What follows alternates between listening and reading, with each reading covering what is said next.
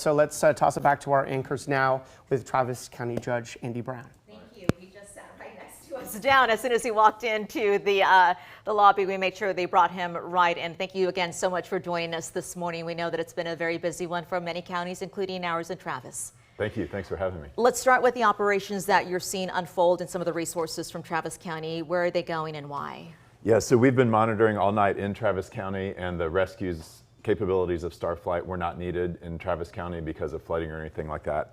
So we're one of the few counties in the state that has 3 rescue helicopters, medical rescue helicopters, and disaster rescue helicopters. And so we often partner with the state for other areas. So we're actually sending 2 of our 3 helicopters there right now. One's in Kerr County, one is in Gillespie County, which is Fredericksburg, helping with rescues, and they have conducted rescues in both of those counties so far. When did the initial call for help come in, and how quickly were you able to get your resources out there? Was it the state that was requesting the resources, or the other county judges themselves calling you and saying we need some help? Yeah, my understanding is that TDEM has asked us to help, and that it was early this morning. I think I got the notice about 5:30 a.m. I don't know precisely the times that it took, but I know they can scramble very quickly to get out, and they're 24 hours a day. So I got a message from Craig, who works with Starflight, letting me know that the state had asked for this, and so they were able to get out there to Kerr County and Gillespie County. My understanding is they've rescued 4 folks so far in Gillespie County, which is, again, Fredericksburg, and that they are rescuing folks in Kerr County. I think there's 1 confirmed deceased person that they either rescued or interacted with in Kerr County, is my understanding.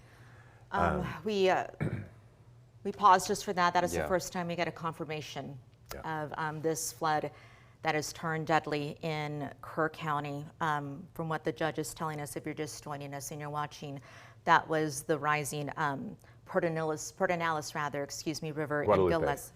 That was the Guadalupe, but right now we were watching. Oh, I'm sorry. We have crews all over the team. Sorry, No, I sir. didn't see the video. No, please correct me when you can. And I just want to clarify, this is what we're please. getting from Starflight. Yeah. Of course, it takes a medical examiner or a justice of the peace to confirm those sort of things, but that is our initial report, that it's very severe in Kerr County. I've seen a video of the river, in the Guadalupe River. To me, that video did not look as though it was as bad as a year ago, July 4th, but it was still very high. This one that I saw was from a property right by Hunt, Texas, where in a year ago, the river had come about 500 feet out, crested about 30 feet high, and had gone over that level. Today, what I saw from this morning is that it was still about 20 feet away from that high level. So it's less than it was before, but it's one of the biggest floods I've ever seen in that area. Yeah, and it really depends on where you are. If you're downriver, if you're upstream, you're getting different amounts of rain that are going into that. When you talk about the emergency coordination between the county and the state, how far in advance are these plans made, and how much coordination goes into this so that when something like this happens, which you can only see coming maybe a few hours in advance, how much preparation has been made so that your pilots know where they're going, they know who they're talking to, that sort of thing? There is a lot of preparation, and again, I got to give TDEM credit for looking at the state as a whole and putting resources ahead of time where they think they might need them, having conversations ahead of time for assets like our Starflight assets. And so there is a lot of preparation work. Even within Travis County, the different emergency services districts, the fire departments around the county have been pre-positioning boats and other assets just in case something does happen here. And that same thing is happening at a statewide level by TDEM and under Chief Kidd's leadership. We know that they put their lives at risk because we know how dangerous these floodwaters can be and have been in the past. When we go to Gillespie County, we can take Kevin's live shot of the Pedernales River that we were looking at earlier today, just so we can see how fast it was rising. I don't know if you saw it earlier, Judge, but the water was going under the bridge, and now it's going over the bridge at a very high speed. Your crews that are out there, what did they tell you as far as the rescues going? People in cars and waters on top of rooftops, what do you know? The reports that I got from the Gillespie County rescues, those 4, it was people on rooftops. Wow. I want to ask you about the flood warning sirens. We know that those were mandated by the state following the 2025 flooding that happened in Kerr County. And I'm going to pause briefly just to explain that this is a live picture that we're getting right now of the Pedernales River between Johnson City and Fredericksburg. But to go back to that question about the flood warning sirens, we know some counties, including Kerr County, already have them up. There are others, including Travis County, to my knowledge, that do not. So where do things stand in terms of getting those warning sirens up, and why hasn't that happened yet? Yeah, I'm glad that the state is focusing on this, and they have offered some resources to the different counties. I think so far just over $1 million to Travis County. The thing that we have to do as Travis County is work with the city of Austin. They already have monitoring systems for within the city. We already have monitors that the LCRA has, like on Sandy Creek, Cow Creek, other creeks like that. There are flood gauge monitors. Right, but not sirens, Not right? sirens Yeah. yet. And so what the state has asked us to do is to coordinate with every jurisdiction within the county, figure out where do sirens make sense, where do other types of alerts make sense, where do we need more sensors. So right now we've actually installed one additional sensor in Sandy Creek a couple days ago. And it's a new type of sensor, and that it's not just a flood gauge, but it actually has, my understanding is, has a radar with it, so that helps you can understand not just where the water is right now, but how fast it's coming, and that can help with predictions about how bad the flooding will be. We're in the hopefully coming weeks, we're working with some folks to get the pilot going, which would have some additional gauges and I believe some sirens, but it would be just in a couple of parts of the county to learn from how that works in Travis County. We're within all of the state's deadlines of when to get the sirens up and when to get things going. I just want to emphasize that this is a county of 1.4 million people. Most people obviously concentrated in the city of Austin, but there's a lot of rural areas where there are creeks that, just like Sandy Creek and Cow Creek, that are typically dry or almost dry creeks that can flood. And so we need to make sure that we're looking at every single one of those in northwest Travis County, southeast Travis County, and everywhere in between, because we want to make sure that we're doing this service that the state is asking us to do for every single person in Travis County. Sirens are one thing, but for people who are living in Gillespie County or within Travis County, what are other ways that they were getting these notifications to get to higher ground? Yeah, the notifications that we send out and that people in Travis County receive today are largely on your cell phone. And so you'll get a Warren Central Texas message, and just want to plug for people to sign up at warrencentraltexas.com. That is something that the county, the city can send out. And we sent one out 2 days ago saying, hey, things are there's a flood watch, make sure that you are taking precautions. And that goes to anyone who signed up, and then there's some cell phones that CapCog gave us that for people that didn't sign up, but it's largely a sign up function.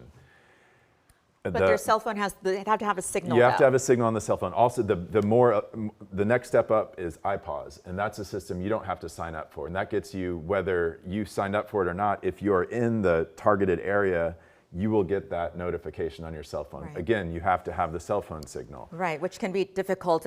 We can see from our live looks that we've been getting throughout Central Texas. And I do want to touch back with the situation that we know of in Kerr County and Kerrville. Once again, what can you tell us, just so we can make sure that we get the word out to people of just how dangerous these floods are? Where was this person? How were they rescued, or how was the recovery? I don't know any details other than our two of our three Starflight helicopters are there, one in Kerr County, one in Gillespie, and that the initial report is that there was one deceased in Kerr County. I don't know any details about that individual at all, and that there were 4 folks that were rescued so far in Gillespie County from rooftops, is my understanding.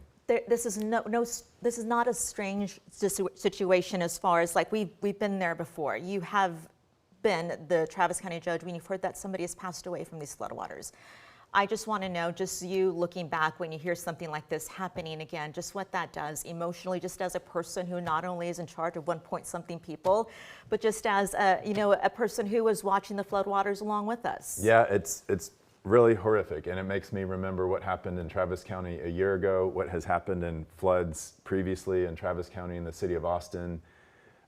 It's something that at the time, as a first responder, our Starflight folks keep working, and I know that they see a lot of really horrible things, and they keep working and they keep doing a great job. And it's really, it's often afterwards that it really starts hitting people what they have seen and what they have gone through. So, you know, my thoughts are with the family of that person, and it really does bring up a lot of memories of victims of flooding in Travis County a year ago, and even before that in other parts of Travis County. Do you feel like Travis County is safer today than it was a year ago when there was that devastating flooding out in the rural parts? And we have a live look right now at one of those helicopters. Can't say for sure which jurisdiction owns that helicopter, but that's right above our crew that is there, and you continue to see the water rising in Gillespie County. But the question was, do you feel like Travis County is safer now than it was a year ago? We are seeing more and more natural disasters. Call it global warming, call it climate change, whatever the thing is, we are seeing more and more of these. I've been county judge since 2020. You know, 3 months after I got in here, we had that historic freeze and COVID, and we had another freeze. We've had flooding now 2 years in a row. Things are getting worse and worse. And you know, we are doing what we can. We're building additional bridges, additional fortifying low water crossings. You know, we passed a disaster tax a year ago to help us fortify other parts of Travis County, add additional bridges where crossings are unsafe. Sadly, that is tied up in litigation. The mayor of Lago Vista sued us, so we frankly can't spend any of that money yet to do these things to make Travis County safer until that lawsuit is resolved. But yeah, we are working in early warnings and making sure that we prepare things ahead of time. I think that some of the things that have improved since a year ago in Travis County is now there are disaster relief funds set up that are ready to roll immediately that were not set up previously, like Travis County Cares and the Travis County Recovery Alliance, things like that. But with the weather changes, people have to be more and more aware, stay in tune, sign up for Warren Central Texas, because as we're seeing today, this could be just the new normal for our region, that we see more and more floods and freezes. Yeah, and we just got a live picture up from Kerrville where we know at least one of the Travis County helicopters has been flying and helping with the rescues. My last question for you, when it comes to flying these helicopters, do you know if the rain and the weather conditions make it more difficult for your pilots and your crews? Are they hampered by that, or is this the kind of thing that they're ready for? Yeah, so to a degree, it does hamper them. It is a different consideration. So I've flown with them last year in the aftermath of Sandy Creek when it was raining, and it's a bumpier ride for them, definitely, and they can see where clouds are, try to avoid them, things like that. Those helicopters, my understanding is, are the most advanced there are for these types of rescue helicopters, but they still have limitations. So a year ago, again, July 4th, we sent Starflight to Kerr County, and it helped rescue people, one of the first helicopters to get there. On July 5th, when the flooding was happening in Sandy Creek, the rains were so torrential, they could not enter that area on July 5th. So there are limitations. My understanding is with the rain today, they're able to safely fly in it. Sure. I know. I'll leave you just with two questions before we let you go, because I know you're busy. When it comes to you sending some resources to Kerrville, was that before the July 4th devastation? Had you already had a partnership that you'd go wherever they tell you to go? Yeah, we have a partnership with TDEM exactly for that, and TDEM will bring us resources. And you know, we had a fire here a couple of years ago in southeast Travis County that luckily we were the only area that was having a big fire, and we were able to get State Forestry Service bulldozers to help put it out, and that was because of our partnership with TDEM and other jurisdictions. So as a result, you probably don't remember that fire, and it was put out pretty quickly.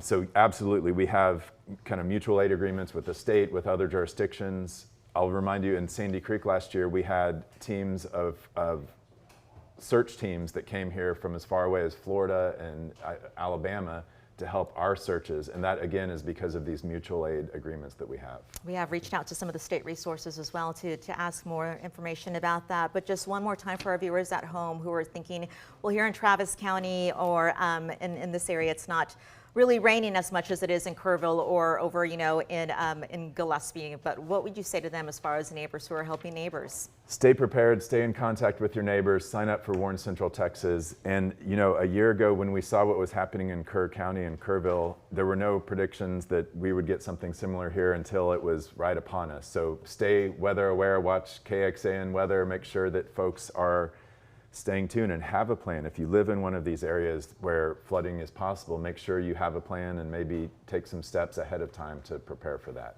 All right, Travis County Judge Andy Brown, thank you so much for walking us through the response from Travis County. We appreciate your insight into what's happened, and thank you for coming in. Thank you very much. Thank you. Make sure our first responders know too how much we appreciate them. Thank you. I will. Thank you.